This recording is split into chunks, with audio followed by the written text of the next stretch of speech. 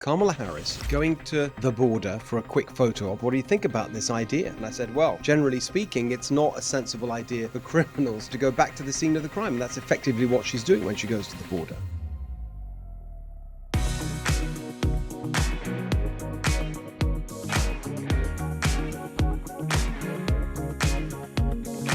Hello everyone, welcome to the Steve Hilton Show. I'm on the road today. I'm in the Central Valley of California.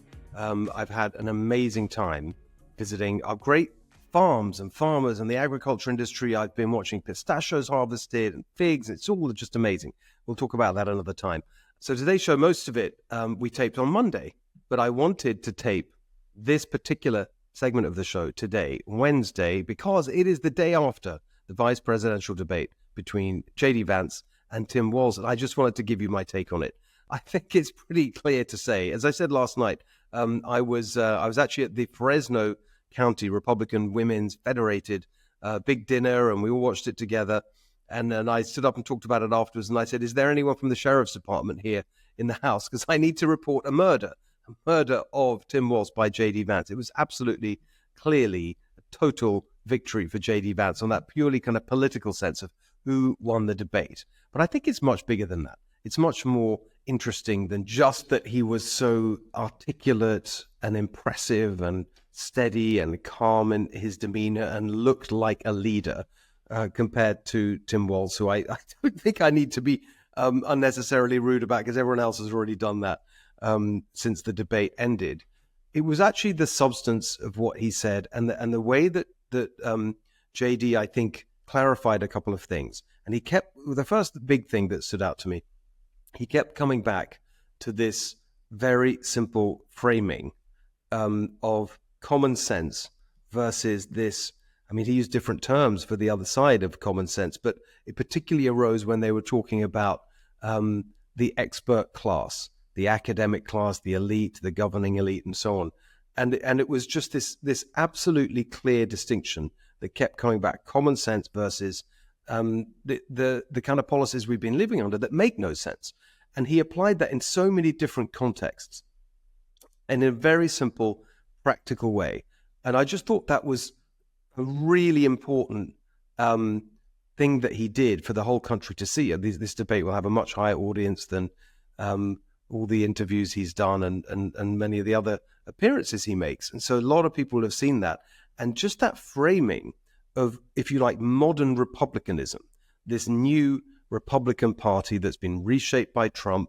Of course, JD Vance, an absolutely, close ally on that intellectual reorientation of the Republican Party to become more of a workers' party. All of that was just in evidence in this incredibly simple framing of common sense and how things affect people, and not this ideological approach to things, which is increasingly how the left see things. And so every single time that JD engaged in on all the topics, you found that Walz was making these arguments that were coming from a theoretical place, whereas JD was just describing it in very practical, everyday terms. That is a huge change. It used to be, in a way, the Republicans that were the ideological party. And the Democrats, of course, the Workers' Party, focused on sort of practical things. That's completely turned around. And JD was such an incredibly clear conveyor of that real change in what the Republican Party stands for. I just thought it's incredibly important long term for showing other Republicans, actually, how you make the argument, how you explain what this new Republican Party is all about and what it stands for and who it represents and what it's trying to achieve. I thought that was really, really not just, something that was effective in the short term in this particular debate, but it's actually a really important long-term thing for the Republican Party if leaders in the Republican Party can realize that and kind of follow in the direction that JD led with the way he set it all out. The other thing, of course, that was so incredibly important, and I made this point particularly last night when I was with this large group, hundreds of Republicans. It was a Republican Party event in Fresno where I was watching the debate.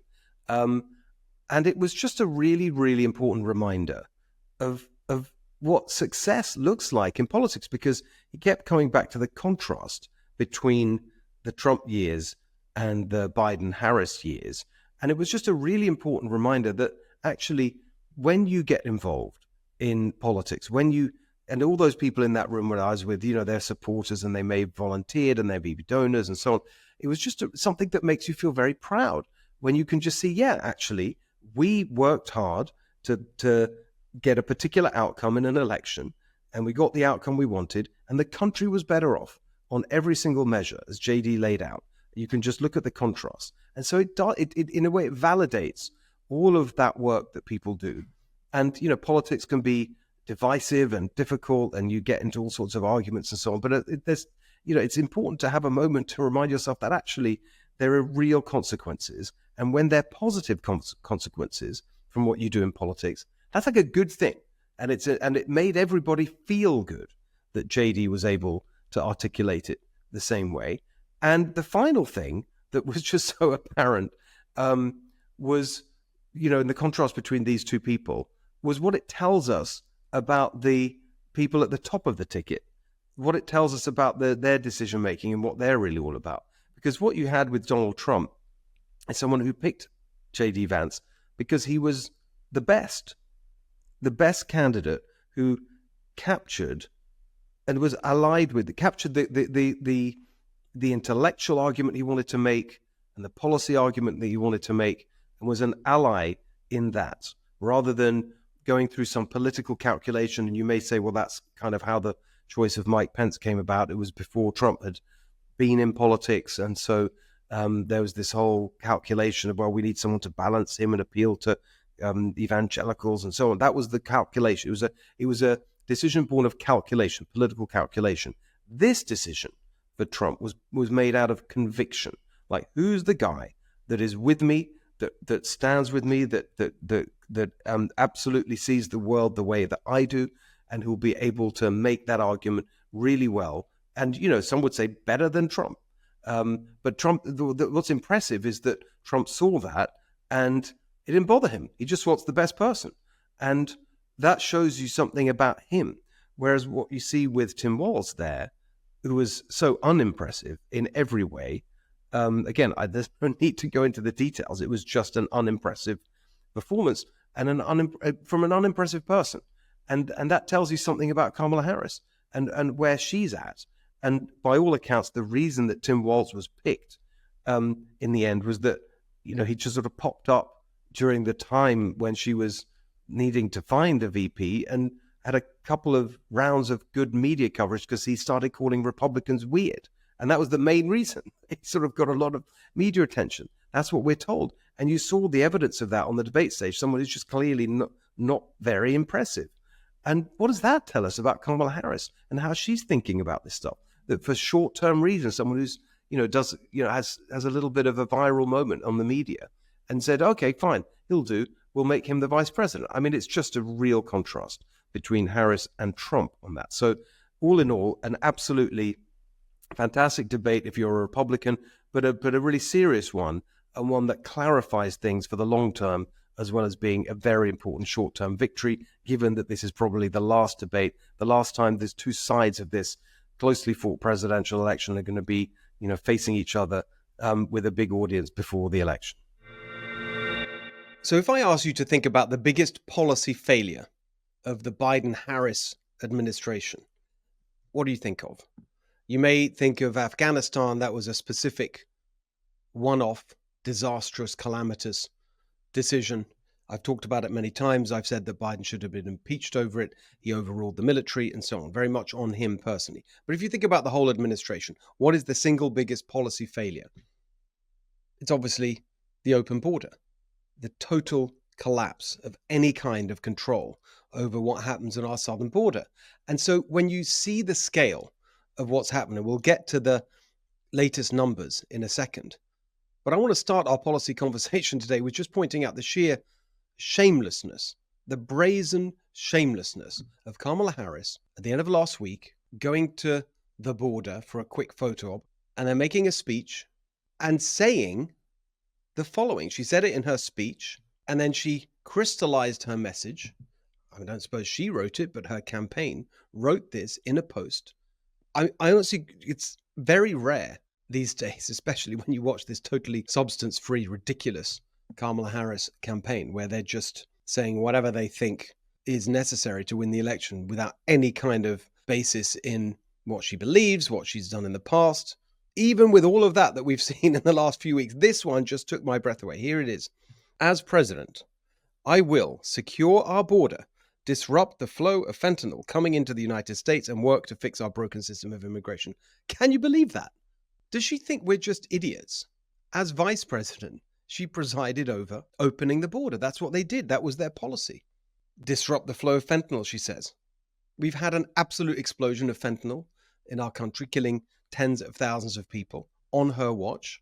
When she was the border czar, okay, you can dispute whether she was the actual person supposed to be monitoring the border at any one time, but she was proudly part of this administration until about 5 minutes ago. You had Susan Rice saying that Kamala Harris, Susan Rice, the head of Domestic Policy Council, key figure in the Biden-Harris administration, saying until recently, when it became less convenient, saying that Kamala Harris was an integral architect of, an executor of the Biden-Harris policy agenda. That policy agenda enabled the flow of fentanyl into the country. And she talks about fixing our broken system of immigration. Yeah, it is broken. It's been broken for many decades. That is true. What did they do? They made it worse. They made it massively worse with this open invitation to anyone to walk into the United States who felt like it. And now we see the sheer scale of what's gone wrong here. On Friday, I was talking about this when she was at the border, Kamala Harris was at the border. And before these numbers came out, which we're all, I think, very aware of now, before the numbers came out, I was asked, I think I was on with Stuart Varney on Fox Business, what do you think about this idea that she's going to visit the border today? What do you think of that as a political move? And I said, well, generally speaking, it's not a sensible idea for criminals to visit the scene of the crime, to go back to the scene of the crime. And that's effectively what she's doing when she goes to the border.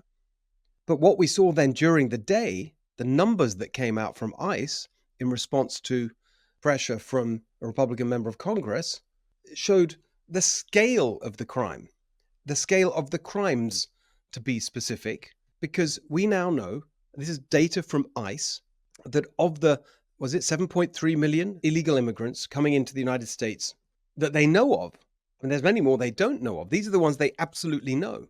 It doesn't include all the gotaways and so on. Of that number, over 600,000 have criminal charges or convictions. That number itself is nearly 10% of the total. And then you look at the details, over 13,000 convicted murderers. Convicted. 16,000 nearly. Convicted of sexual assault. And every time that this argument about migrant crime comes up, you hear the Democrats and the media say, well, it's not fair because the data show immigrants commit crime at a lower rate than Americans. And so it's not fair to smear them as criminals and so on. Well, first of all, there's an immediate riposte to that, which is it's not about the rate. Anyway, the point is they're illegal immigrants. They shouldn't be here. They broke the law in order to get here. And so every single one of those crimes committed by illegal immigrants could have and should have been avoided. Every single one. We have enough crime. We have enough homegrown crime without importing it.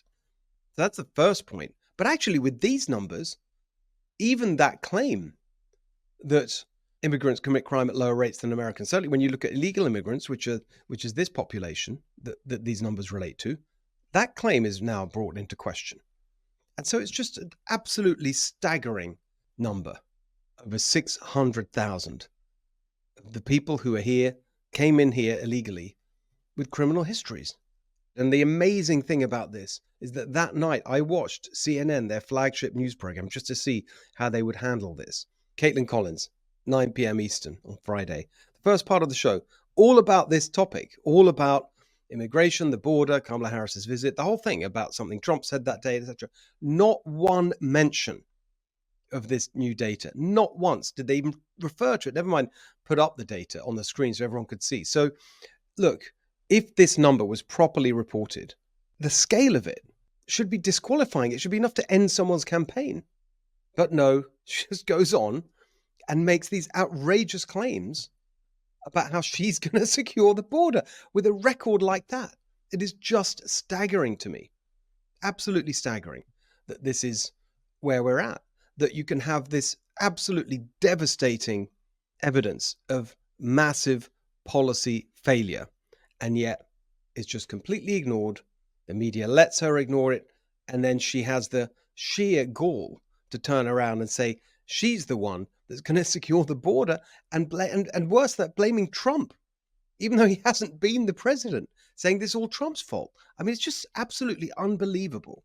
The other thing I just want to say about this whole immigration topic and the border and all the rest of it, just because every single time you try and get into this policy area, you have the usual suspects in the media and the left. Oh, it's racist to talk about immigration. And it's just so insulting to the intelligence. It's a serious policy issue and we've got to take it seriously. And there's nothing racist about it. It's ridiculous. I've always said I'm pro-immigration. I'm an immigrant twice over. My family were immigrants from Hungary to the UK. Now my family here, we're Americans now, as immigrants from England. And of course, we're pro-immigration, and I think Americans are pro-immigration if it's properly controlled. I've always said this, that public support for immigration depends on government control of immigration, and when the government loses control of immigration, you undermine support for immigration. And the best single example of that, I think, that we've seen recently, and of the point that there's nothing racist about this at all, is this recent poll that we saw from NBC News, a stunning poll about Latino political attitudes in America. And the first thing I just want to say about that is this point about immigration and the border. So in this poll, I mean, remember, Latinos, going back a few years, were like overwhelmingly for the Democrats. Now, of all the policy issues that they listed, the one where Donald Trump has not only a lead over Kamala Harris, but the biggest lead is on immigration and the border, where Donald Trump now, among all Latinos, has a lead of 13%, 1-3, a 13% lead over Kamala Harris. That is the biggest lead on any issue. And then you look at the question they asked, again, just Latinos, about their views on immigration. And here's the question. Would you say that immigration helps the United States more than it hurts it, or immigration hurts the United States more than helps it? Massive turnaround since 2016 on this question. So back in 2016, 69% of Latinos said that immigration helps more than it hurts. Only 16%, 1/6, said that it hurts more than it helps. Now it's completely changed. You have 62% saying that it helps more than it hurts, 35% saying that it hurts more than it helps. In other words, the pro-immigration position among Latinos in America has collapsed from the majority, plus 53% thinking it was a net positive, to now down to less than a third, plus 27. It is a massive, massive transformation, and it's part of the whole story of Latinos leaving the Democratic Party in droves. I mean, if you look at this poll, it is absolutely stunning. It is a total revolution in terms of party support. I mean, you can see it just in the overall numbers where they ask people for their party identification. And so just the progression since before Donald Trump was leading the Republican Party is just massive. I mean, back in 2012, the party identification among Latinos in America, you had Democrat 62, Republican 21. So that's more than 40 points gap. Now it's 49-37, just a party identification. And that's pretty much the same as the overall voting intention. But now you look at where Trump's doing well. And this is incredible. He's gone from this massive, massive Democrat lead on any kind of aspect of the Latino vote. Now, among Latinos who are working class men, Trump leads Harris by 13%. Men under 50, younger Latinos, Trump leads Harris by 9%. Overall, if you take all ages of Latino men, Trump ties Harris 47-47. And if you look at younger Latinos overall, including women, the lead among Democrats is just 5%. Incredible. The overall lead, again, on this poll compared to 2012, it was plus 44% in 2012 for the Democrats. Now it's down to the Democratic candidate, Romney Obama. Now it's down to 14%, from 44% to 14%. And then the other part of this that's so interesting is the religious aspect of it among Protestants, evangelicals, Protestants who are Latinos. Trump has a massive lead among Latinos, 26% lead. These are incredible numbers. And the immigration policy is actually a key part of it. Because so the idea that it's somehow racist to talk about it when you have Latinos saying that this is the area of policy where they give Trump the biggest lead, and in other words, it's a key factor in their desertion of the Democratic Party and the way that they're flocking to the Republicans on a scale we haven't seen. It's one of the biggest political realignments of our time, and it's totally gives the lie to the idea that this whole issue of immigration and the border is somehow comes to a white racist thing. No, it's Latinos who are saying it. Why? Because they are just as much as anyone the victims of these failed policies, and it's absolutely essential that we all focus on what's gone wrong and what needs to be done. And for Kamala Harris to be running around saying that somehow the disaster that we're seeing is Trump's fault and she's the one that's going to fix it is just an insult to everyone's intelligence. It is time for California Corner, and it's time for Jen Horn. How are you doing, Jen? You, Steve, doing better always when we get to hang out together. I know. There's some very funny things that I'm looking forward to that we're going to be talking about. Let's, in terms of the great and important measures that Governor Newsom has signed into law. There's some really important things that we're going to get to in a second. But before that, what about the list of measures? I mean, there are hundreds and hundreds and hundreds of bills. It's just exhausting. Where are we? What are the things that caught your eye? Well, there are lots of interesting ones. And here's the thing that I think is it is impossible for the average person to keep up with all of these bills. Hundreds and hundreds of bills that Gavin Newsom is either deciding to veto or to sign into law. So here are some. I've got kind of a list, at least a cheat sheet of the ones that he signed. These are things that he's approved. The Stop Legacy Admissions at Private Colleges. So this is for people who are donors. It would ban private nonprofit colleges from making admissions decisions based on whether a student has ties to a donor or to an alumni. So sad day for USC today, I suppose, because no longer will they be able to use those connections to help give people entrance into the school. That's done. Is that already the case in public universities? I think that's right. I think because public universities, it seems that that's been gone for a long time. But if you're a donor at private universities, now that's what this particular law is dealing with. Okay. And then one that irks me no end, this is probably the one that I think is the most egregious, and that is that Gavin Newsom has signed the Stop Local Voter ID requirements. Oh, my goodness. This is outrageous. Yeah. It absolutely is. And of course, it's in response to the city of Huntington Beach deciding that they wanted to ask for voter ID. And Gavin Newsom says, not in my state. So he has signed this bill that the state legislature passed now, taking away the right of any local city or county to require voter ID in any election. A couple of points on it. First of all, this is the guy who, when it suits him, when he wants to abdicate responsibility for something, says, oh, I can't get involved. It's local. It's a local thing. And he has this phrase that became pretty well known. He would say it the whole time. Localism is determinative, he would say. Localism, in other words, the default is local decision making, except when it's something they don't like. So that's the first point. It's just ridiculous to be swooping in and countermanding what local people have voted for. And these are the people that constantly go on about protecting our democracy. So here was a Democratic vote in the city of Huntington Beach. They passed something. Then immediately they swooped in. They're still suing Huntington Beach over their voter ID ballot initiative that was passed. And at the same time, I believe they initiated this legislation, didn't they? Didn't Gavin Newsom and they found a crony to sort of take it through. Yeah, they found it. They passed it through, all to try to tell Huntington Beach what to do. And I think your first point, Steve, is absolutely the right one. And that is, how many times has Gavin Newsom used it as a cheap cop-out that he can't handle local business, right? He can't get involved with local business. But here's a perfect example of him doing just that, getting involved in local business. They should let Huntington Beach do whatever they want to do if that's going to be what he abides by the rest of the time while he's leading California. And also and then looking at the substance of the issue on voter ID, we've talked about this before. What is the problem? I mean, there's no, and in a way, I mean, it's just been introduced in the UK. It's a completely normal thing. People say this all the time, like what is the issue? Like, you have to show your ID for everything else these days. You got to go on a plane. There's so many examples where you're expected to show your ID, checking into a hotel, everything. It's like, Yeah. what's the big deal?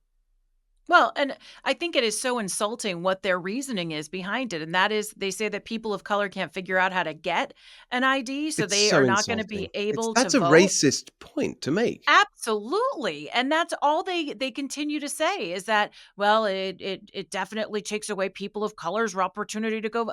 Are you kidding? Who doesn't know how to get an ID in this state? And how dare you do that and try to hold people down in California? So I don't know. This one offends me more than any of the others, but we know who Gavin Newsom is, and anything they can do to allow themselves to cheat or get away with things, that's what they're going to do.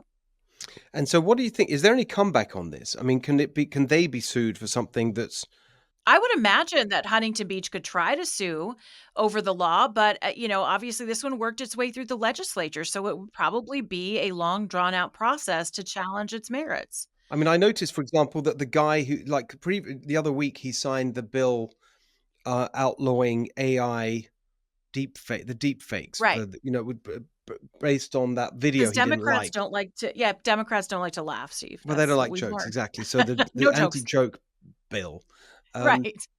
they he signed, and it was all prompted. I mean, it's so petulant. It was one video um, made by that guy, which was actually labeled a parody about Right. Kamala Harris, which then Elon reposted, and then Gavin said this. I mean, it's really, they talk about, Trump and authoritarianism and whatever. I mean, talk about authoritarianism. It's like he didn't like the spoof of Kamala. Literally wrote on X, this kind of thing should be illegal.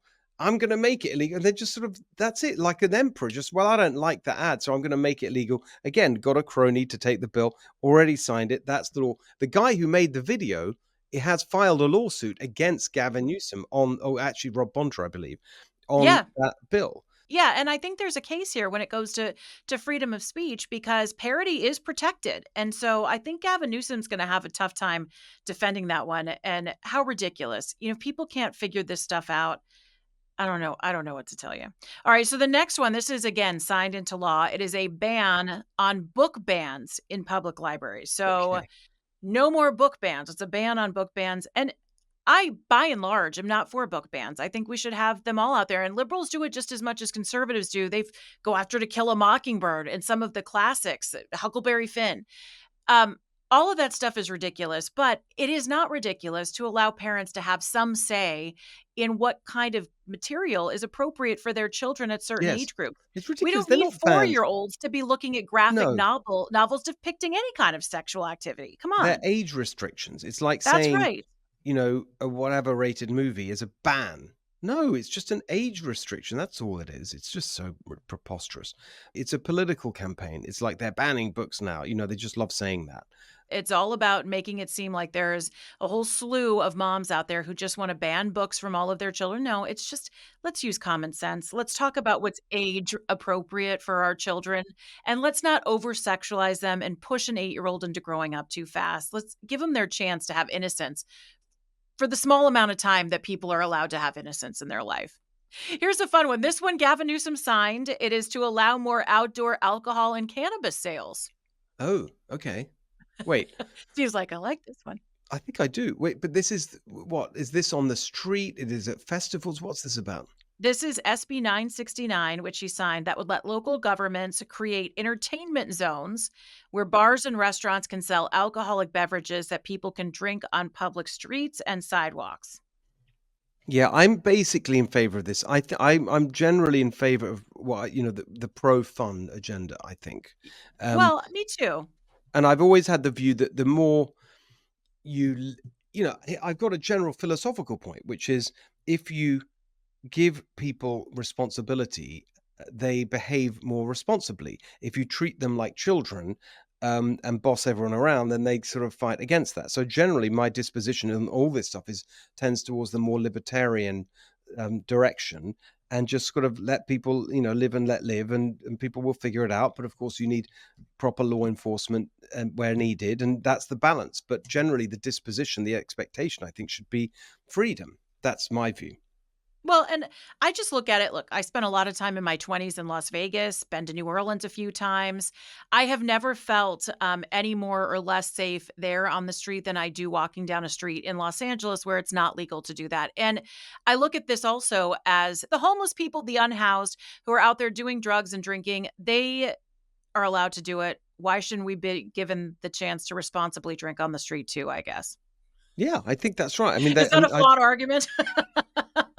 no, but it's a basic libertarian. I agree with you on this, and it's totally the norm in Europe, for example. I mean, not so much in England, but in continental Europe, and I think it's something, even in the you sort of aspire towards it and say, that kind Yeah. of content. They used to call it the sort of continental drinking culture, and it's just nice. We have the kind of weather that allows that, and I just think it's a good way of again giving people more responsibility and just treating people like grown-ups. Yeah, and also I think it helps business too. If you're able to Yes, take something yes, and walk, and I think at this point we are losing so many businesses in California that anything we can do to yes, help businesses and and restaurants downtowns and all of and that, exactly. downtowns, Yeah, yeah, yeah. yeah, it's going to get people out there and spending money. So I think it's a Good, I good thing. agree. All right, we're All right, happy with here's this one. here's my favorite. This is Assembly Bill 2504 that would designate the shell of the black abalone, an endangered marine snail, as California's official state seashell. So, Steve, I know you've been really worried about this, that our state did not have a seashell. And I'm proud and happy to tell you that Gavin Newsom has just signed this puppy into law. It is the black abalone that is our state seashell. Very good. But wait, there's more. Okay. AB 1797 has named the Dungeness crab the state crustacean. Now, the only person who is upset about this is Nancy Pelosi, who is actually number 2 voted on the list of state crustaceans. So she's kind of upset that it went out to the Dungeness crab. But in the meantime, here we all are. So you've got your Dungeness crab as a state crustacean and the piece de resistance. Assembly Bill 1850 is going to recognize the banana slug as the state slug of California. Now, I know you thought that was going to go to Scott Wiener, but no, the state slug is the banana slug. Amazing. Okay, so this is okay. So first of all, I don't know what to say. I mean, like, I can't believe this. They're. I mean, fine. I guess. I love the fact. I mean, but where does it all come from? How much? I want to know how much time all this takes. I Because know. on the one hand, you could say, "Oh, who cares? It's a bit of fun," and it's nice. And some of these state things are nice. I love the fact that our state flower, the California poppy, that's a beautiful thing. It's literally on the background of my thing here. I think that's great.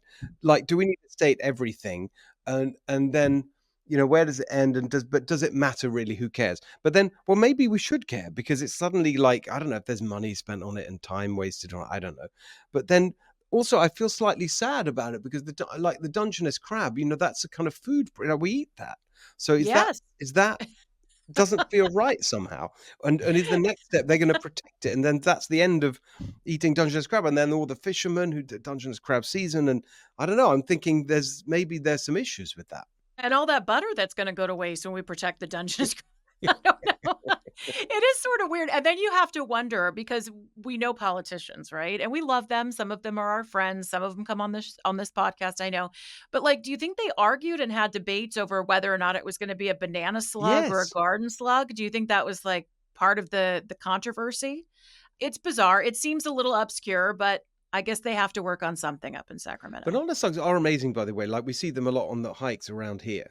Yeah. And they're really cool and great. And my sons loved, spotting them and looking after them and in the sense that want to get them squished and so on if they're on a hiking trail. I think it's just I don't know what to say. I I just know we don't know have what to people say. We living and now have a dying on the streets. Our schools are failing, but we know we have a state slug now, so I guess that's fine. also, do they realize that how ridiculous it? You know what I mean? It's just the self-awareness. Do they think no one will? Well, because you eagle-eyed, Yeah. you notice these things. Nothing gets past you. So if they try and bring these things in, you're gonna be all over it. I'm gonna catch them. Here's another big one. I thought this one was kind of interesting. Gavin Newsom has just signed into law a bill that will add folic acid to tortillas. What? This was Assembly Bill 1830 by Joaquim Arambula. And it sets out to help make pregnancies healthier by requiring that manufacturers of corn masa add folic acid to their products To starting in all of it. 2026. Yeah. Well, that doesn't sound right. Isn't that interesting? I mean, folic acid is essential for healthy pregnancies. People, that's what's in prenatal vitamins that makes them different than multivitamins. But I think it's interesting that they're sort of forcing it on people in the food supply. And obviously, this must be trying to target the Latino community, I would guess. To put all of this in corn masa products before even the tortillas are made.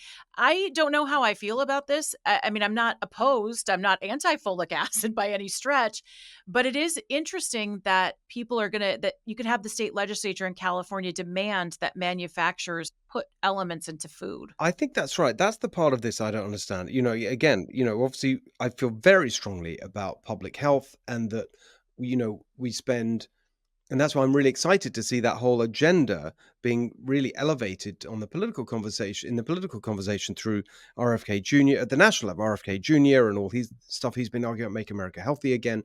Cali Means. It's been a huge, huge thing. I've written about that a lot. My book, 2015, More Human, was all about, the health chapter and the food chapter, all about how we can prevent, our goal should be preventing people from getting sick in the first place. And the food is a huge part of that, etc. But I thought that the whole direction in that area was to make things more natural and less processed and less kind of industrialized and adding this and adding that. And so I truly don't know. It's interesting. I hadn't spotted this at all. I would need to learn more about it. But my gut reaction is gut reaction is, this is not the right direction. Surely we should be trying to make things more, free of additives, even if the additives are good. I don't know. And certainly a law mandating it in everything. I mean, it's one thing to make it, I mean, for example, if there had been some prohibition that needed to be lifted so that you could produce a specific folic acid, brand or variant and you could market that. And let's say there was a law that was stopping you doing that and you wanted to offer that, then we should let you offer that. But to mandate it in everything, that feels odd to me. I know. I that's what I don't like either. It seems like they're trying to sneak things in, and I don't know if I love it. But I guess somebody felt that it was important because that was lacking in that community. All right. So the next one, this one, I actually think I might be aligned with the governor. Don't tell anybody. I don't want it to take away from my conservative credentials. But Steve, this bill that he signed is Assembly Bill 1979 that would give doxing victims the right to sue. So these are people who have been doxxed. That's when someone shares your identity online with the intent to harm them, that those people can actually be held accountable in a court of law. And I think that's appropriate. People do this to be mean, to hurt other people. It can be dangerous for some. You might as well give them a right to protect themselves. Isn't that already? I mean, what I'm interested with all these things are that things is like, you'd think this was already the case. It I sounds know. very sensible. Do you need a new law? Maybe you do. I don't know. I haven't. Like, there's so much of this. It's hard to study. We don't know enough about all of them. With the amount of laws that they pass every legislative session, which seems to be always around 1,000, it's Yes. amazing to me that they haven't thought of everything already.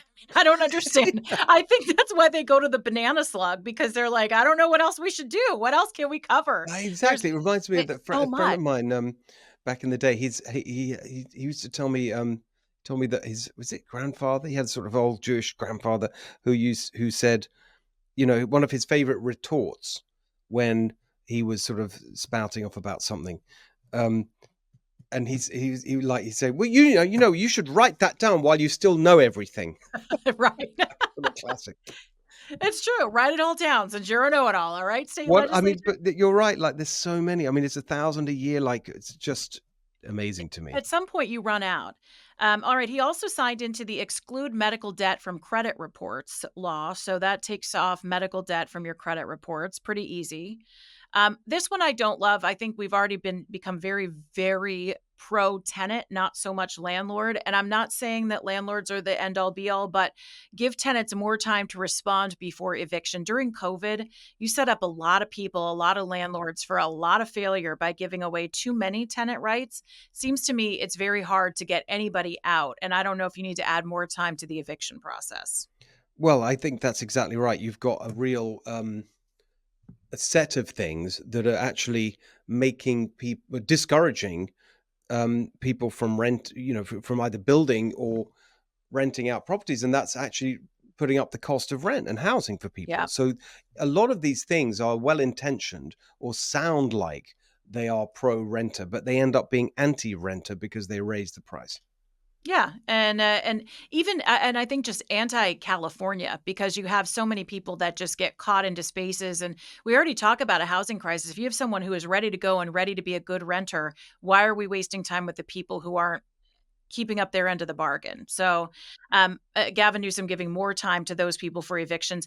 This one was pretty controversial, and I got to tell you, this one really makes me upset, Steve. Gavin Newsom signed a ban again on plastic bags. You had the thin plastic bags that they had before. They wanted to ban those. So instead of getting rid of plastic bags completely, they instead come up with a thicker plastic bag, which looks like it takes even longer to probably break down when they make it into landfills, with the idea that people are going to reuse them. And then we had to start paying for them at grocery stores. Well, now they're going to be completely outlawed by 2026. And the only kind of bag you'll be able to get is a paper one. And of course, you'll still be paying for that at grocery stores. There's an amazing article. It's just today. We're taping this on Monday, the 30th of September. It's in the print edition of the Wall Street Journal today by Alyssa Finley. If people wanted to, I mean, I might get her on to talk about it because she goes into such brilliant detail about the plastic bag. She puts together two stories we've had recently, which is the plastic bag ban and the action by Rob Bonta to sue Exxon over what he alleges are false claims about recycling plastic. And it's this whole plastic thing. The whole policy area, the whole policy around plastic is a joke. It's a total joke. It's a classic example of ridiculous virtue signaling that actually has completely the opposite effect. And it's just a brilliant, brilliant article. I'm not going to go into the details now, but as I said, I'll try and get her on to talk about it. In the meantime, do check it out if you get the Wall Street Journal. It's a column by Alyssa Finley today. Well worth reading. How many more? Interested in that. No, it's very, very good. It's a really good thing about how just everyone's just crazy. The whole plastic Well, they thing is just vilified. Yeah, they vilified instead of having people act responsibly. They vilified an object like plastic. It's just yes, but I it don't doesn't make know, exactly. and it None of doesn't it make makes any sense, sense. and it has the exact opposite effect of what they intend, but it makes them feel good. I mean, so much of the environmental policy these days, the climate policy, is all in that category. All right, so there are many more, but let me I give know. you Are you one going to more. go through all 1,000? No, absolutely not. I'm going to give you one more because One I think more. this Very is good. close to our hearts. How about that? Okay. So, the law that he signed into effect is to speed up tiny homes for homeless people. Okay. The reason I laugh when I hear this is because I live in LA County. We have passed so many pieces of legislation. We've raised a sale tax. We do something every election, more money to bring homes to the homeless, and nothing ever happens. They build like two of them. And so it makes me laugh that Gavin Newsom, who says he's trying to do something, is now trying to create legislation to speed up tiny homes. How about reducing regulation across the board? How about just talking about the nonsense that he set up, all of these stipulations that people have to reach? Remove that, free it up for everybody, and you'll have less of a housing crisis in California. It shouldn't just be for these tiny homes for homeless people. It should be for everybody. So I bet you this is all driven entirely by PR. So there was a story, I don't know, 6 months ago, something like that, maybe longer ago than that. And it was his housing advisor person, whatever, homelessness. I can't remember homelessness. I can't remember the name of the person. Anyway, she was doing a speech, now opening or announcing or something to do with tiny homes. And in the press conference, one of the reporters said to her, whatever the details, I can't remember, a year ago, Gavin Newsom said there would be X number of tiny homes, and now there are none. So what happened? And she gave a classic Kamala Harris style word salad answer that was really mocked even by the left-leaning California press. I bet you this whole thing is trying, and basically she's saying, well, he's tried, but it's very difficult. And so I think I can imagine that this entire piece of legislation is literally just a kind of retrospective justification of the fact that they haven't got anything done, and saying, well, the problem is we need more legislation to make it quicker. No, you don't. Exactly as you say, Jen, we need less legislation. We need Yeah. less regulation to make things quicker, because it's not just tiny homes that are being held up. Everything's being held up. It's impossible to build anything in California these days in a timely manner because of these endless regulations, and they never touch that. It's always more and more, and the more and more layers of bureaucracy and legislation and regulation. Each of those opens up avenues for litigation. And so the whole Yeah. thing just becomes completely jammed up. It's ridiculous. And we need less excuses. These bills, I guarantee you, are passed so that Gavin Newsom can say, well, we just passed this legislation to try to give him a new starting point. When the truth is that he has failed on homelessness and he's been doing it for years. And there is a way that we could fix this if we actually talked about dealing with the root cause of homelessness. And in 85% of the cases, it is drug abuse, it is mental illness, and it is people who need help that we are not giving them. And a tiny home is not going to do it. Exactly. And just for those who want to dig into that, there are a couple of really good episodes of my other podcast, Big Ideas Book Club, on exactly that, where we really go into detail with an author about all of that stuff. And I just think that the whole, the deeper point here is that you've just got this incredible accumulation of legislation and regulation, because that is the MO of the Democratic Party. That's the philosophy, which is much more focused on government inputs than real world outcomes. And Yep. so you hear it right across, not just here in California, when you ask, or even when you listen to their speeches, and Kamala Harris and Biden before he stepped out, whatever, and they're sort of talking about their accomplishments. They truly believe that their accomplishments are passing the legislation. We passed the biggest ever act. We passed this bill and that bill and the $1 trillion we spent on this or whatever. They don't actually talk about what happened in the real world. Their whole worldview is the government action rather than the real world reaction. And I think that is the fundamental problem that we have, certainly here in California, where the whole of government is dominated by that kind of thinking. Yeah, no, I think that is exactly what is so ridiculous about this list. I mean, we could literally sit here all day reading through this list. I mean, we spent a huge chunk of time just going through some of the craziest ones, but it is the quality of life of people in California continues to go down. The Yes. schools Yes. continue not to deliver. The government, we pay so much to live here, continues to just disappoint us, and we feel less safe and less economically secure. Yet they keep passing thousands of bills every single year, the government and the legislature. So you have to think at some point, maybe if we could actually just put decent plans or maybe something more simplistic into play, maybe people in California would start to thrive instead of just celebrating all the I words that know. we put down on a piece of paper with a signature on it. 100%. I totally agree. Let's move on to one last story, Yes. which is, I was thinking of you actually when this was going on, this kind of movie style story, crime story in LA, which is the bus hijacking. Tell us about that. I didn't really follow it that closely. I knew I was going to be speaking to you, and I knew you would be. It was like the movie Speed, remember, with Keanu Yeah. Reeves and Sandra Bullock, except this was a bus that was hijacked after midnight on, I think it was last Thursday. A guy gets on the bus. Thankfully, there were only two people on the bus, two passengers and a bus driver.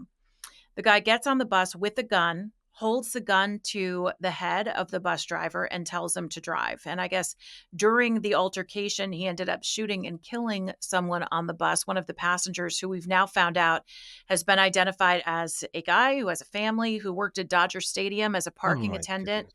and was using the bus to get home I after mean, it's working a just long night at awful, Dodger awful. Stadium. And now he's not coming home ever to his family. And so the story, obviously, because it was so incredible to see a bus that's hijacked roaming the streets of downtown Los Angeles, you really start to realize what's gone on in LA. And that is that the metro, the buses and the trains have become overrun with criminal behavior because, well, for all the reasons that LA and California have been overrun with criminal behavior. But then you also realize that what they do to try to, and I'll use air quotes here, protect their drivers is they put them in like a glass box, essentially, right? They have a glass around them.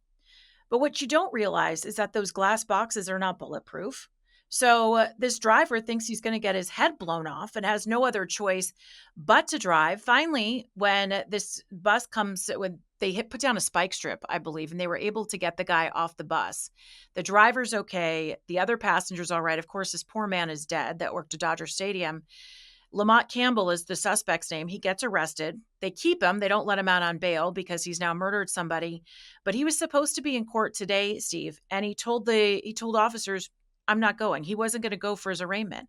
So he actually just wouldn't get up and leave his cell. And so now they're having to go through the filing charges of extraction to actually physically force him from his Wow. jail cell to go get his arraignment in court, which I've never even heard of I know. before. Does that even happen? I've never heard of that. So apparently now he's going to have this other order, which will push him into court. So he has to stand before a judge. But this is the mindset of criminals, that they can just get on, do whatever they want. They can kill I whoever know. they want. And I think they just think that there are going to be no consequences because, unfortunately, for the last few years, the consequences have That's been few exactly. and far between. But they're right to think that. And Yeah. that's the point. If you create the incentives for people to ignore the law because they know nothing's going to really happen, then that's what you get. I mean, it's just very straightforward. It's not complicated. If you incentivize bad and criminal behavior, you get more of it. And if you give people the certainty that they're going to be caught and punished for criminal behavior, you get less of it. It's really not complicated. But that this lawlessness, that's why it's an interesting story. It just kind of, there's something about the cinematic aspect of it captures Yeah. that sense of things falling apart, and civilized behavior just collapsing. That's what it kind of captures. What was the motive? Don't know. We still don't know.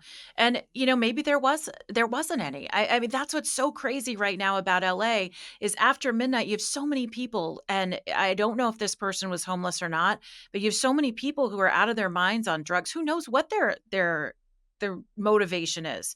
It could just be something that only they understand and that we don't understand. But, on the radio show, The Morning Answer, I talked to several people about this, and they talked about how dangerous, number one, it is to be to be an operator on a subway or to be a bus driver right now in LA. It is an extremely dangerous job. It is not easy. You're having to deal with people sometimes on their worst days. And we should remember that. And number two, this all started from the idea that somehow it was offensive for people to see police officers in uniform on these metro buses and on subways. What's Yeah. more offensive is to see the bad guys with the guns. And I think we've got to have a complete shift in mentality. And I think the citizens of LA have had a shift in mentality, but now we need our elected officials like the mayor and the board of supervisors and the city council to catch up with that. Well, what is encouraging is it looks like Prop 36 is going to pass Yeah. through. It looks like Nathan Hochman's going to defeat George Gascon. There is a sense of a fight back happening, which we need to make sure those two things happen, and much more beyond that. But it's so sad to see this. It really is. Yeah, and we need Prop 36 to pass so that we can cobble together a message, right? California is about incremental victories. We need a message that says Democrats, Republicans, and independents have all said that the crime problem is too much and they want real change. And that's a message that will be sent loudly to elected officials who think they can just run this like some sort of criminal's paradise. We can't do that anymore. Yeah, exactly. Good. All right. Well, maybe some laws on that would be Yeah. instead of the slug. Next time. Exactly. Yeah, we'll put away the slug and actually get stuff that matters. Exactly. Amazing. All right, Jen. Thank you so much. Remember to listen to Jen, AM 870, The Morning Answer, Southern California, across the whole of California. I meet people everywhere who say they listen to you and us.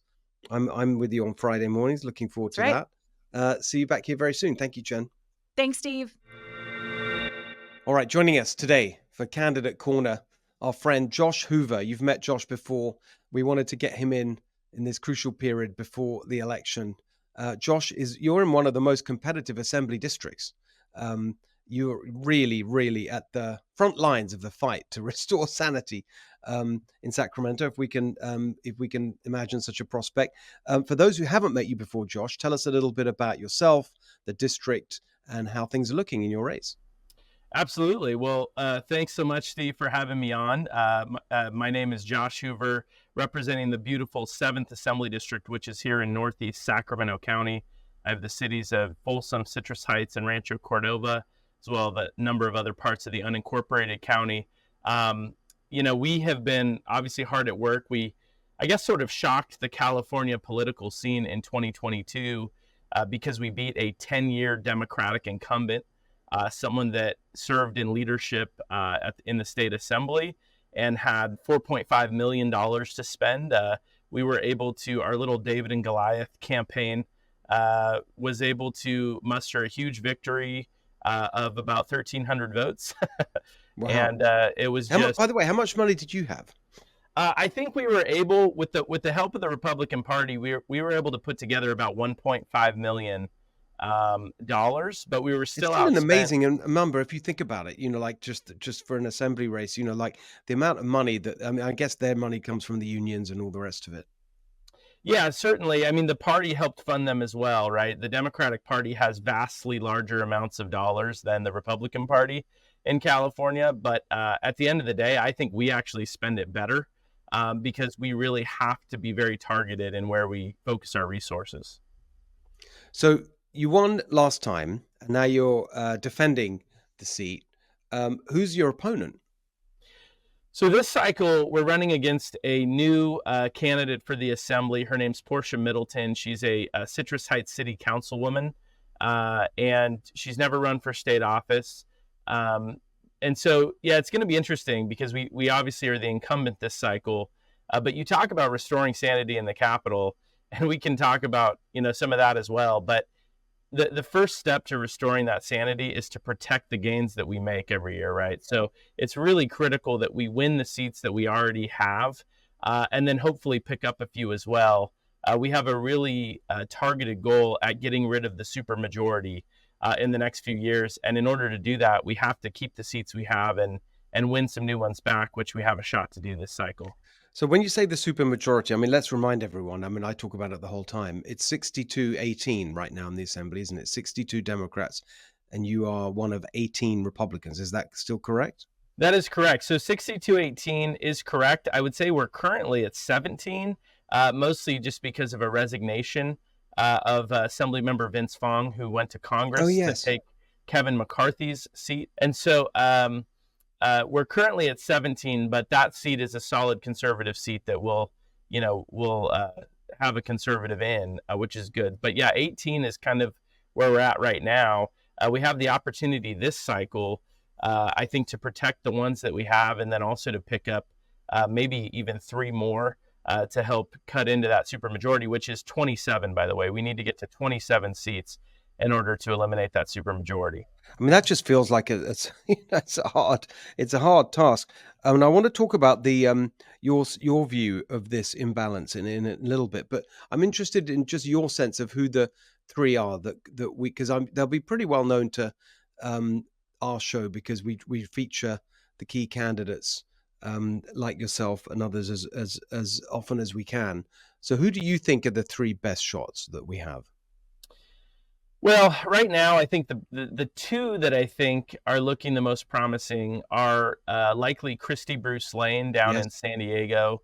That is obviously the retiring member there is Brian Mainshine, who was a former Republican, ended up flipping parties halfway through his time in the assembly. We have a real shot to take that seat back, and we really need to take that seat back.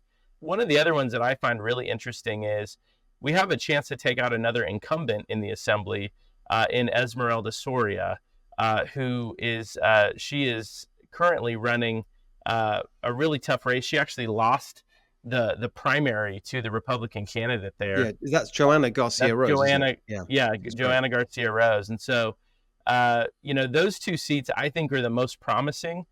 There's a handful of other seats. Jeff Gonzalez is running a really good race down at the actually California-Mexico border in his district down there. And then, you've got a seat currently held by Democratic member Pilar Shivo, who is running against a Republican in kind of Southern California there as well. That I think that one's maybe a little bit tougher, but I think that there's, depending on how things go, I think that could be a 4th seat as well. Well, I'm very happy you said those. Those are 3 that we've supported very strongly on this show, and I have personally. They're great candidates. So looking good. And so, would you say that you're the top target for the Democrats? Are they all out trying to knock you out? So there's actually 3 protect seats. I'm one of them. I would say I fall, depending on the day, somewhere in the top 3. Sometimes it's 1, sometimes it's 3. It just depends on the day and how the polling is looking. I think right now, as we sit, I'm probably the number 2 target in the state here in Sacramento County. My colleague Lori Davies down in Orange County is also a top 3 target. And then probably the number 1 target in California is Greg Wallace in Palm Springs, who is running a very competitive race. He won that last cycle by 85 votes in Palm Springs, which is a huge victory for the Republican Party and for his campaign. And so he's probably at the top of the list, but I would say that Lori and I are a close second. So I want to get to your race in a second, but I just want to take a step back and ask you for your response to this, simple point, which I've been making more and more. If you look at the statewide Republican vote, and this is now going back years, decades actually, it's incredibly stable at around, let's call it 40%. So good years, bad years, it go, different candidates, Lan Hee Chen for controller last time got 44, sometimes it dips below 40, but it's very, very consistent. Whether that's any of the statewide offices, presidential elections, I think it's safe to say there's a very, very steady Republican vote share in the state of California of 40%. But then you look at the legislature, and the representation of Republicans in the legislature is nothing like 40%. In fact, it's basically half that. It's 20%. So how have we ended up in a situation where Republicans have 40% of the vote in California, but only 20% of the representation in California's state legislature? I think it's a great question, and I think it's a bit of a geographical challenge for the legislature, right? When you have a statewide race, obviously it's essentially a state popular vote. The challenge is the way these legislative seats are designed, and really just the way where people live, right? You have a lot of Republicans that live in certain areas of the state that generally have Republican representation. But then you have areas that are just very, very blue, very dominant. Obviously, all the cities, the large cities such as Sacramento and San Francisco and Los Angeles, those are all tend to be very, very blue areas. Then you have the entire coastal area of the state that's also very, very blue, with a couple exceptions, but mostly, very blue representation and registration, right? And then Republicans tend to concentrate in some of the more rural parts of California. And to be honest with you, a lot of it too, obviously there's a political divide in California, but there is such a huge regional underrepresentation of the needs of rural Californians. When you see what's going on in our state, when you see the laws that are being passed in our state, for example, one of them this last year was this minimum wage increase, right? Requiring fast food workers to make $20 an hour. Well, look, they actually might demand $20 an hour in a place like San Francisco or Los Angeles, but they certainly don't demand $20 an hour in rural parts of California. And so this idea that we're applying these Band-Aid solutions, quote unquote solutions, and these Band-Aid policies and these statewide mandates all across the board in areas where you just, it's California is a very diverse state with very diverse needs and differences. And so I think it's really frustrating to me as a policymaker. That's one of my biggest gripes of how the legislature operates. Yes, I think that's right. And I think this is something we need to pursue because, I mean, you hinted at it. I'm going to be doing some, policy investigation of this because it just seems to me that on the face of it, however, that, I know we're supposed to have independent redistricting and so on. Clearly, it's not serving the purpose that was intended, which is to give fair representation. That is obviously not happening when you have double or I should say half the representation in the legislature compared to what the support is in the state. That's clearly wrong. Anyway, for now, we've got the system that's before us and we have to win these races and you have to win your race. How does it really, what are the factors that go into that? What are you really looking at? Is it national politics and Trump, Kamala Harris that's the big driver? Is it the money that's coming in? Is it, I'm sure you're going to tell me it's a combination, but local issues versus national. But I mean, how do you weigh those different factors? Yeah, it's a great question. So I'll be honest with you. I try to stay hyper focused on the local issues, right? At the end of the day, there are a lot of things outside of my control. So, for example, obviously the national race, what one candidate says or another candidate says, those are all things that we try not to worry about because at the end of the day, I don't control the presidential race. Yes. But those races do have an impact on our district, right? And so, whether it be the issues that are being discussed nationally or just the turnout models that are driven by the presidential election, because the reality is that while people will come out to vote for an assembly member or a state senator, they're much more likely to come out and vote for a president, right, or a governor, or maybe some in the case of this year, maybe even something like Proposition 36, which is, a very important statewide initiative. So we as assembly members are not necessarily the drivers of turnout. And so because of that, there's a lot that is out of our control. But what is in our control is our message and the message that we are getting out to voters every day. And the things I stay laser focused on are the policy implications that are impacting my district, my constituents, and everyday Californians. I think in our polling and really in just my conversations with local residents, it's cost of living is at the very, very top of that list. Crime and public safety is a close number two. And then, you also have a number of other issues such as small business issues or homelessness or the quality of our roads in California, which is absolutely abysmal, are also, kind of in that top five as well. And so those are really the issues my constituents care about. And that's what we try to stay focused on. So give me a sense of the scale of it. How many residents do you have in your district, roughly? So I represent over 500,000 people in California. So Okay. this district alone is about 500,000 individuals. So that's big. And so what's effective? I mean, you can't go and meet every single one of them, but do you try, or do you spend your day, sitting in the office sending out emails? How do you think about using your time wisely to try and get the message out? Well, I absolutely try to meet as many people as possible. In fact, this last week, I probably sponsored, attended, or spoke at 12 plus events throughout the community. And so certainly there's no lack of trying there in terms of getting out into the community. I think that's still critically important. In fact, I was talking to a woman the other day at an event. We had a booth set up at one of our local community events.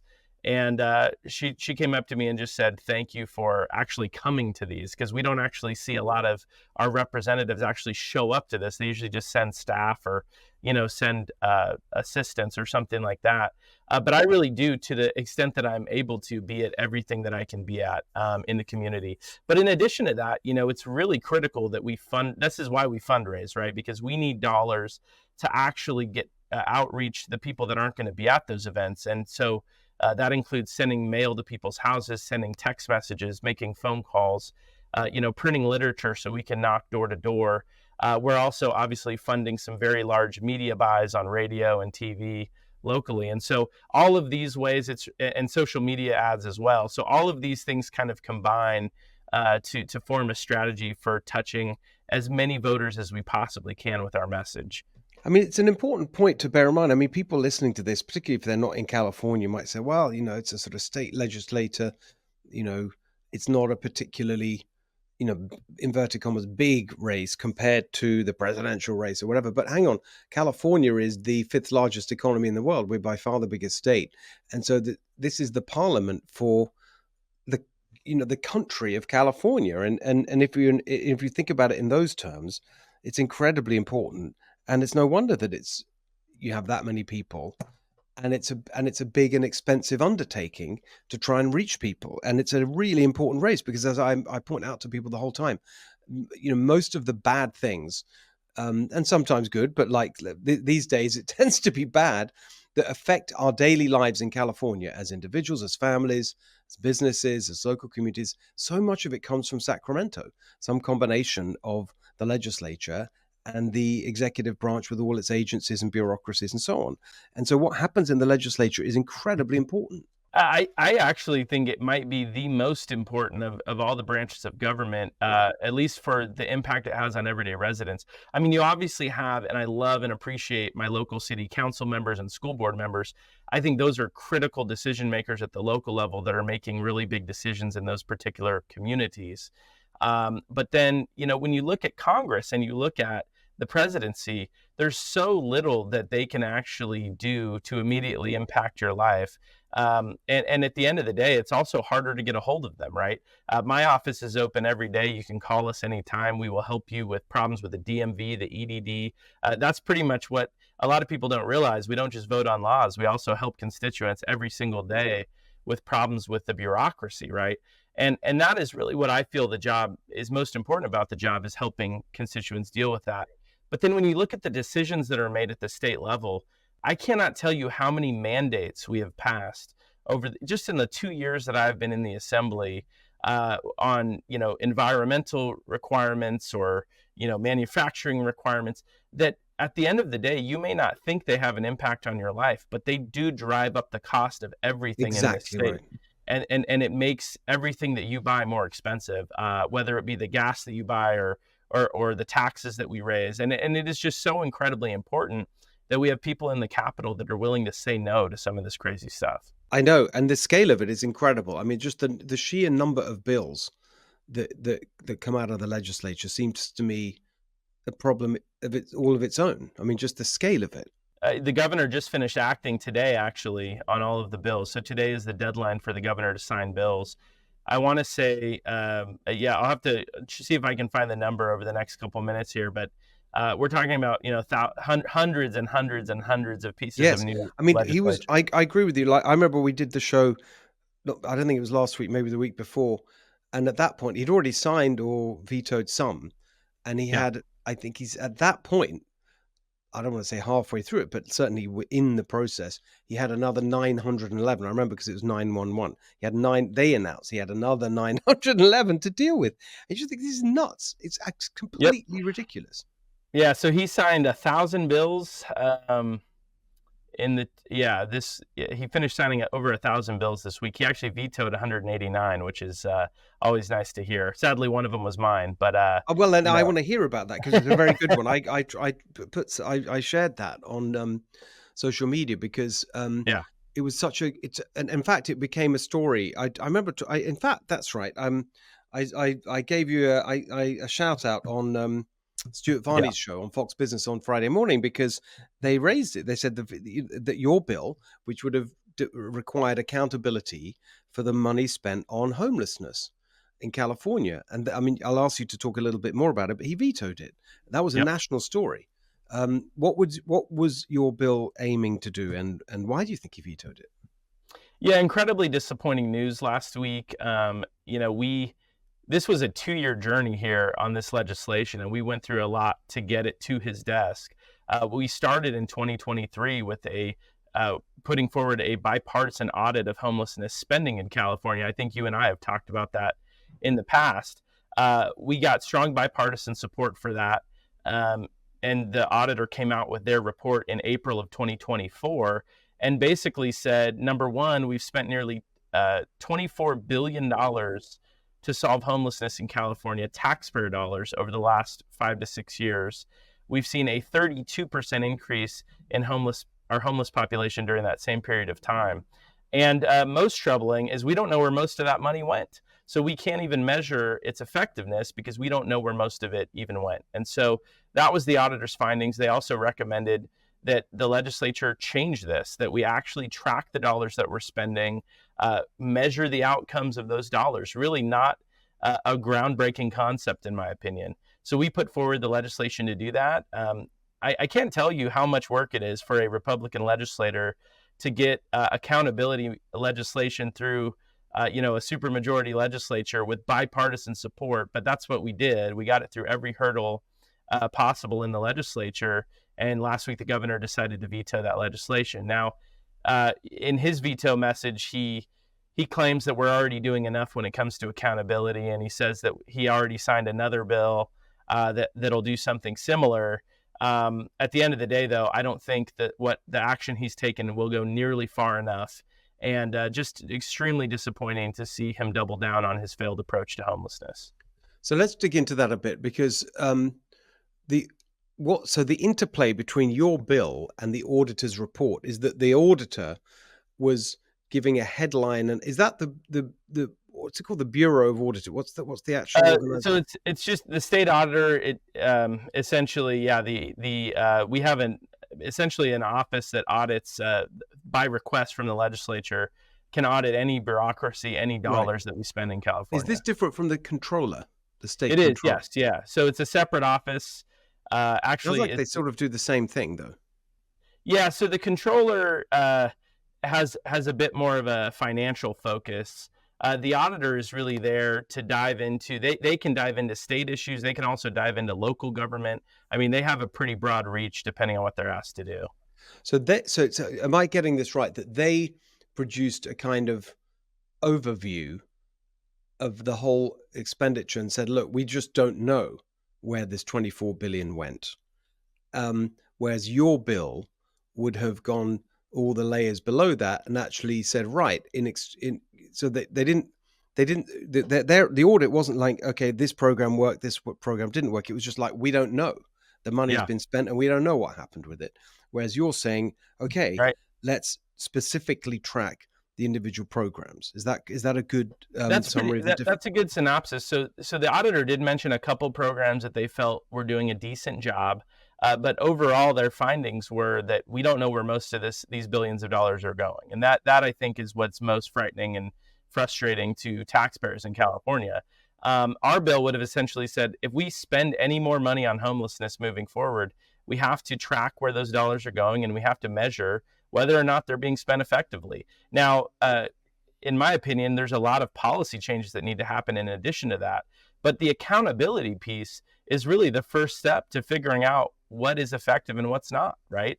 And so that is why I think that at the very base level, we have to have that accountability first. And then we also need to go and make additional policy changes as well. And when they veto something like this with your bill, did they engage with you on it and say, did they ask you questions about, how what's that process like? Because it was your bill, so you initiated it. Obviously, you have to get it through both chambers, through committees. It's like a real process, as you say. But it's you're the initiator. Do they engage with you? Does the governor's office come and talk to you about it? Other than the veto letter that he writes, we didn't get anything beyond that. We obviously urged him to sign this bill in the media. We wrote him a signing letter asking for his signature on this bill. We gave him a bill with a coalition of bipartisan co-authors, including the California Problem Solvers Caucus, which is a bipartisan group of legislators. We gave him a bill that not a single Democrat in California voted against. I mean, I think we set the table pretty well for him. The problem is that this bill holds him accountable. And this is where I think the legislature needs to step up and really take a hold of its co-equal branch of government. As a co-equal branch of government, we so often cede authority to the governor because we're afraid of him. We easily have the votes, by the way, to go back into session this week and override his veto on this. That's not going to happen, but we certainly could do that if we really wanted to do that. And how would that happen? Would you have to initiate that? Yes, the legislature would need to initiate that. We could do it on a number of different bills. I mean, I just mentioned he vetoed 189 bills. I think there's a handful of those, including a couple on homelessness accountability specifically, that we could easily override. But we haven't seen an override of a veto in over 40 years in the legislature. And most of that is a product of, the supermajority is terrified of the governor and has ceded most of their authority to him. And he generally gets what he wants. Well, it's also the one-party rule. I mean, that's what's so destructive. And that's why I think this issue of why we don't have fair representation for Republicans in the legislature is really important. Because if you had if 40% of the legislature were Republican, as fairly representing Republicans in California, it would be a completely different story in terms of what comes out of the legislature, don't you think? Oh, it'd be tremendously different. I mean, you look even in the years where we had 30 members in the legislature, right? And then you have a coalition of moderate Democrats, maybe 10 or 11 of those. You can work together as a coalition and kill some of these crazy bills that we see. The Yeah. scary thing is right now, sometimes we're dependent on Governor Newsom to be to actually kill some Voice of of these reason. bills, which is crazy. I mean, it is truly know. crazy. In fact, I think just today he vetoed the bill that would have mandated anytime your car goes over 10 miles Oh, per yes, the hour, 10 it miles. beeps Yeah. at you. Okay. We needed Newsom to veto that because the legislature was willing to pass it. We're in a serious trouble if that's the case. Okay. Well, let me just close by asking you. I mean, at the end, we're going to, as always, ask you to tell everyone how they can get involved and support you and so on. But the last thing, just if you're re-elected, Josh, what are you looking at in terms of your priorities for the next session? Well, we obviously have a lot to do on homelessness still, so we're going to be reassessing where we go next following the veto of this accountability measure, AB 2903. Another big victory that we got this year, I guess I would say the governor giveth and he taketh away. We actually passed, I was the lead author on the Phone Free Schools Act, which is Oh, going yes, to, that's right. Good yeah, for you. yeah. I'm so agree with that. I've been on that since I keep trying to do it. I told you so on this because Yep, I wrote about that in my book, More Human, which was first published in 2015. So it's nearly a 100%. decade I've been going on about this. Of course, that's right. I know I've been following you on that. That was your bill, was it? It was my bill. And, Good for you.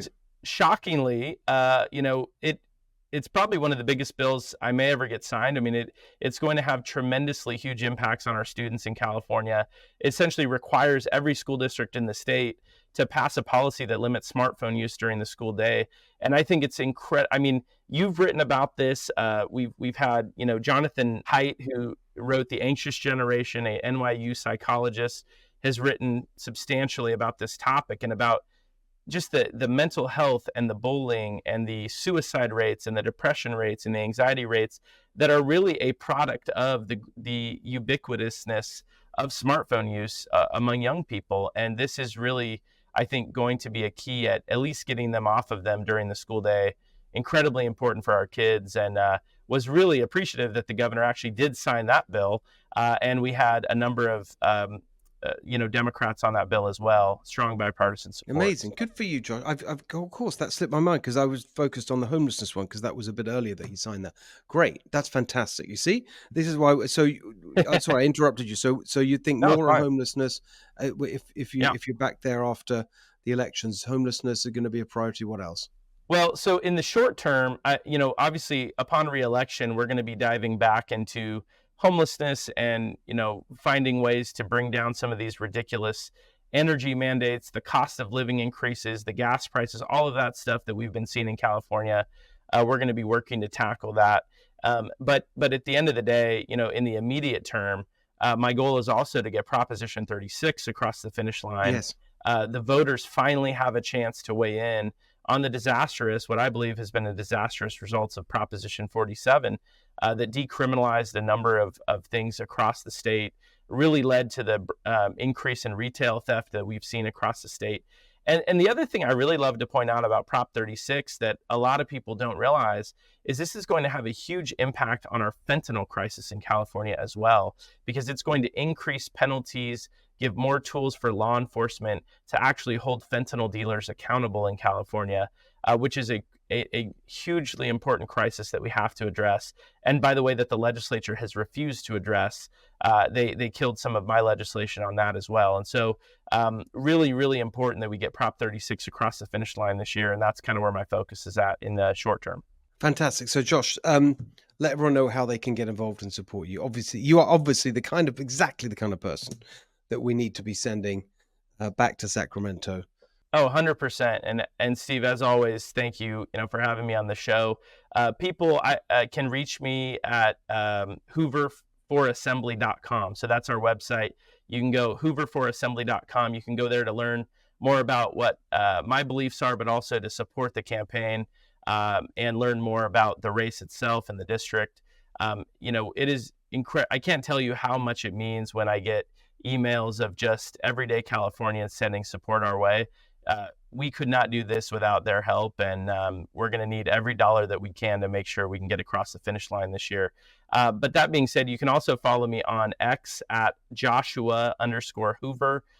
That is where I'm giving most of my commentary throughout the week on some of the crazy stuff going on in California, how we're fighting back, and really what you can do to help as well. Fantastic. Josh, it's great to see you. I'm going to see you in real life very soon. That's right.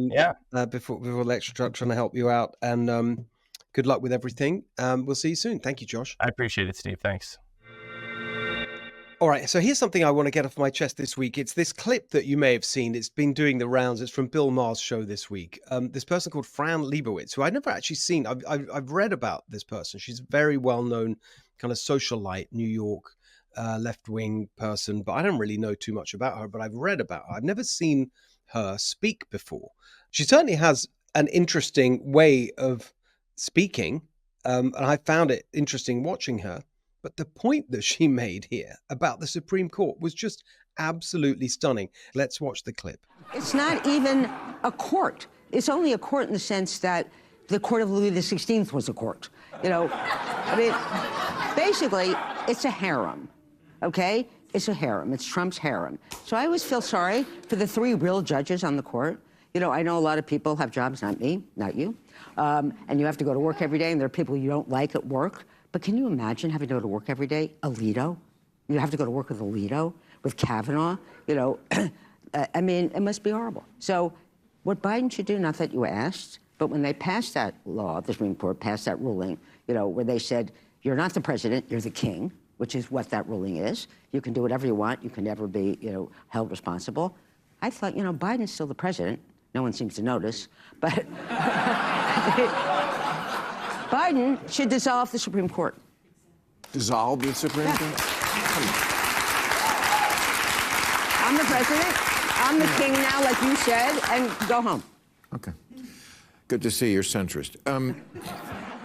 Okay, so the Supreme Court of the United States, which is 6-3, conservatives to liberals, let's use those terms, that is now some total outrage. It's a harem. It's a royal court. It's not a real court because it's 6-3 politically in one direction that she doesn't like. Okay, then. So what do you make, Fran Lebowitz, of the California Supreme Court? It's not 6-3 as the proportion. There's only 7 on the court, by the way. It's 6-1. That's the California Supreme Court, totally dominated by the left, by hand-picked left-wing justices, to use the kind of terminology that she would use. So is that now suddenly totally illegitimate? Is that not a real court? Should we shut down and ignore the California Supreme Court? Is that what we should do? No, of course not. It's ridiculous. The whole argument is ridiculous. But what it tells you is that these Democrats who profess to to revere our Constitution and defenders of democracy and democratic norms and all the rest of it, it's all absolute crap. All they care about is protecting their own power. That's what this whole thing is about. So for goodness sake, this is the system. This is how it works. If you want to say that the federal Supreme Court is illegitimate and should be shut down because of its political bias, that goes in spades for the California Supreme Court. But I'm not expecting to hear that argument from Fran Lebowitz or anyone else on the left anytime soon. Okay, thank you very much for being with us today for our show. That is the end of our show for today. Make sure you follow us on Apple, Spotify, YouTube, wherever you get your podcasts. Tell everyone about the Steve Hilton Show, and we will see you back here next week for our next episode.